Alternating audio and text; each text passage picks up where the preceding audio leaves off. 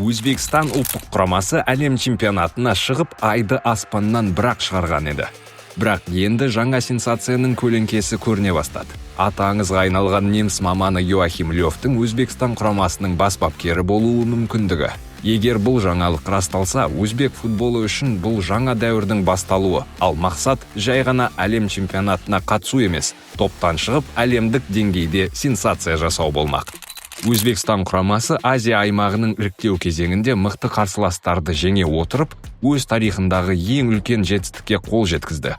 Аббосбек Файзулаев, Абдуқодир Хусанов, Эльдор Шомуродов секілді ойыншылар елдің батырларына айналды.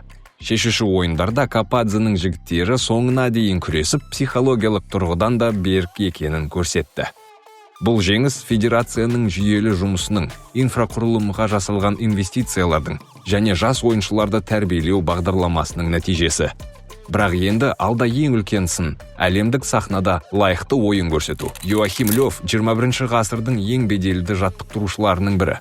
1960 жылы Германияда Шеннау қаласында туған. Ойыншы ретінде Фрайбург, Штутгарт және Фенербахче клубтарында өнер көрсеткен.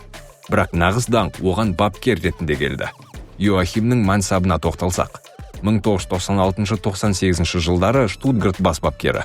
98 жылы командасының кубок егерлерінің кубогының финалына шығарды.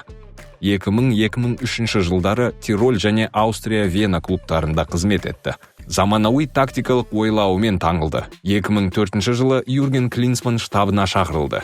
2006-2021 жылдары Германия құрамасының бас бапкері болды. Лёвтың жетекшілігімен Германия алтын дәуірін бастан өткізді. 2014 жылғы әлем чемпионаты чемпион атағы. Бразилияға қарсы 7-1 есебімен жартылай финалдағы жеңіс тарихта қалды. 2008 жылғы Еуропа чемпионатының финалы тек Испаниядан ұтылды. 2017 жылғы конфедерациялар кубогында жастар құрамасымен жеңіске жетті. Йоахимнің тұсында немістер барлығы 198 матчта 124 жеңіс, 39 тең ойын және 35 қана жеңіліс көрген. Лёвтың футбол философиясы болашақ футболы, яғни жылдамдық, допты бақылау және әмбебап ойыншыларға сүйену. Ол Тони Кросс, Томас Мюллер, Марио Гетце секілді таланттарды ашып, әлемдік деңгейге шығарды. Йоахим Лёв ұлттық құрамалар тарихындағы ең қымбат бапкерлердің бірі болды. Германия құрамасындағы жалақысы жылына 3,8-4 миллион евро шамасында болған. 2014 жылғы әлемдік жеңістен кейін ол миллиондаған бонустарды алды. Өзбекстан үшін бұл бұрын соңды болмаған деңгей. Бірақ федерацияның Лёвке 2,5-3 миллион евро шамасында жылдық жалақы ұсынуға дайын екені айтылуда.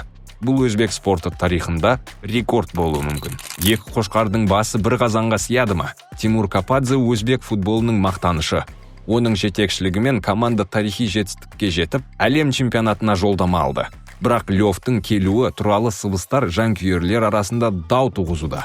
Кападзе өз орнын ойланбастан бере салмайды, бірақ ел үшін дұрыс шешім қабылдауға дайын. Егер Лёв келсе, бұл біздің команда үшін үлкен тәжірибе болар еді. 2026 жылғы әлем чемпионатындағы табыс бәрінен маңызды.